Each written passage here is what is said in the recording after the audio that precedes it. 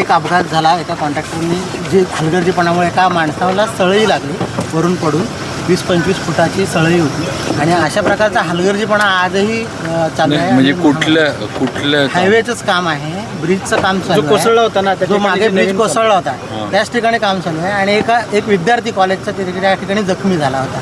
आणि अशा प्रकारचा हलगर्जीपणा सुरू आहे. आजही कशेडी टनेलमध्ये सुद्धा गळती सुरू आहे. आता तुम्ही जाताना दिसेल तुम्हाला पाणी पडतं. तर या संदर्भात काय केलं जाणार आहे? नाही, साहेब, गळतीच्या बाबतीमध्ये आपण IITचं रिपोर्ट घेतलेला आहे.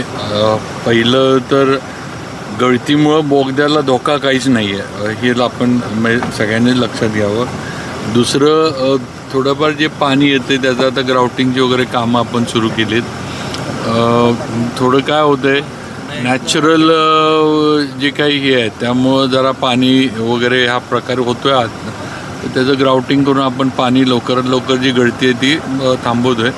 पण त्याच्यात पण जे थोडंफार टनलला परमिसेबल लिमिट आहे म्हणजे गळतीचं, त्या लिमिटमध्ये आहे. मग आपण काय फार काय त्याला कुठं काय पडझड होईल वगैरे असं नाही आहे विषय.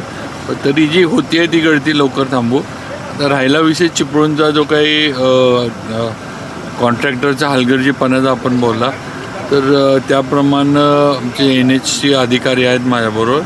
पण कॉन्ट्रॅक्टरला परत एकदा आपण कडक सूचना देऊ किंवा अशा पद्धतीनं नागरिकांच्या जीवाशी खेळण्याचं काम त्यांनी करू नये.